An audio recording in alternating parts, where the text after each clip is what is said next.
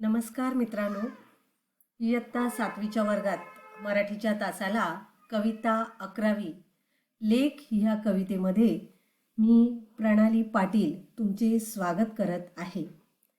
आपण काल लेख ह्या कवितेचे 3 कडवी जी आहेत ती काल मी तुम्हाला स्पष्टीकरण केले होते, बरोबर की नाही. आज आपण उर्वरित कविता जी आहे त्या कवितेचा भाग आज आपण पाहणार आहोत. कवितेला सुरुवात करण्यापूर्वी मी पुन्हा एकदा कवी अस्मिता जोगदंड चांदणे यांचा परिचय करून देणार आहे. कविता 11वी लेख या ठिकाणी कवयित्री अस्मिता जोगदंड चांदणे म्हणजे या ठिकाणी 2 सरनेम दिलेले आहेत. एक जोगदंड आणि चांदणे हे नीट लक्षात ठेवायचं आहे. त्यांचा जन्म झालेला आहे 1984 मध्ये आणि त्यांचे वेगवेगळे कविता संग्रह जसं अस्मिता, स्वाक्षरी, वेदनांचे भार, वलय, भूमी, माय मातीचं लिंपण, काट्यातून उडती पंख हे कविता संग्रह प्रसिद्ध आहेत. लेख ह्या कवितेत लेख घरात वावरते तेव्हा सारे घर हसते, प्रसन्न व बोलके होते.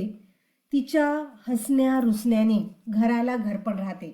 म्हणजेच तिच्या हसण्याला रुसण्याला काहीतरी किंमत आहे, घराला घरपण राहते. लेकीच्या निरागस भोळेपणाचं जे सुंदर वर्णन कवयित्री अस्मिता जोगदंड चांदणे यांनी आपल्या या लेख ह्या कवितेत केलेले आहे. चला आपण आता त्याचा उर्वरित भाग जो आहे तो आता आपण पाहणार आहोत. या ठिकाणी बघा, अशी चिमणी बोलकी साऱ्या घरात हसते, थोडे रागावले तर मग रुसून बसते. या ठिकाणी ह्या ओळीच्या आधारावर मी एक चित्र दिलेलं आहे. एक पिक्चर या ठिकाणी मी डाउनलोड केलेला आहे, ज्या ठिकाणी ती मुलगी जी आहे ती रुसून बसलेली आहे, म्हणजेच तिला राग आलेला आहे हे तिच्या चेहऱ्यावरून तुमच्या लक्षात येईल. पण ही जी चिमणी आहे हिला ह्या लेकीला कसली उपमा दिलेली आहे? चिमणीची उपमा दिलेली आहे. चिमणी जेव्हा झाडावर बसते किंवा घरात येते तेव्हा ती चिवचिव करत असते आणि तिच्या आवाजाने सारं घर भरून निघत असतं, म्हणजेच खुलून निघतं. साऱ्या घरात ती हसते. मुलगी जेव्हा घरामध्ये बोलत असते तेव्हा तिच्या बोलण्याने सारं घर हसत असतं.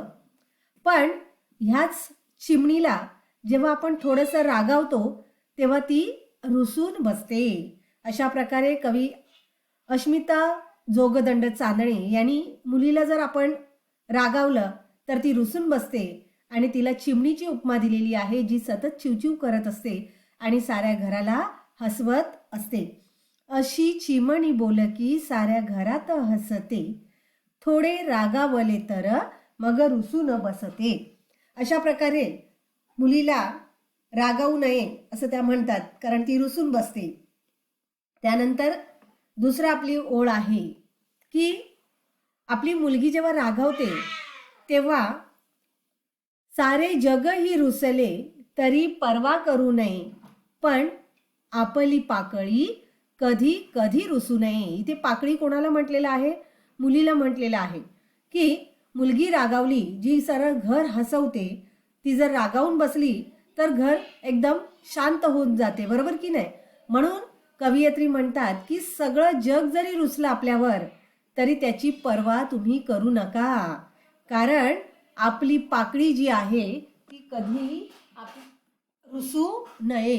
सारे जग ही रुसले तरी पर्वा करू नये, पण आपली पाकळी कधी कधी रुसू नये. आपल्या मुलीला मात्र तुम्ही कधीही रुसवू नका, रागावू नका, कारण आपली मुलगी जी आहे तीच आपली ओळख आहे आणि तीच आपलं नाव पुढे नेणार आहे. म्हणजेच काय, जेव्हा ती लग्न होऊन घरी जाते त्यावेळी आपल्याला तिचा रुसवा फुगवा काढण्यासाठी आपल्याला वेळ मिळत नाही. म्हणून जेव्हा ती आपल्याकडे असते त्यावेळी तिला कधीही रागावू नका, पण आपली पाकळी कधी कधी रुसू नये. त्यानंतर बघा, फक्त लेकीला कळते अरे निसर्गाची भाषा. या ठिकाणी कवयित्री म्हणतात की लेकीला निसर्गाची भाषा कळते म्हणजे काय, पुनरुज्जीवन जे आहे, पुनरुज्जीवन, जसं झाडाला पालवी फुटते, सकाळनंतर रात्र होते किंवा रात्रीनंतर सकाळ येते, सूर्य उगवतो, सूर्य मावळतो, म्हणजेच नवनिर्मिती जी आहे, ही जी भाषा आहे निसर्गाची, ती फक्त लेकीला कळते. कारण लेकीच्याच उदरामध्ये नवीन अंकुर जन्माला येत असतो, फक्त लेकीला कळते. अरे निसर्गाची भाषा काळ्या रात्रीला लागते, कशी सकाळची आशा. या ठिकाणी मी तुम्हाला एक व्हिडिओ टाकलेला आहे, ज्याच्यावरून तुमच्या लक्षात येईल की रात्रीनंतर सकाळ होते, दुःखानंतर सुख पाहायला मिळतं.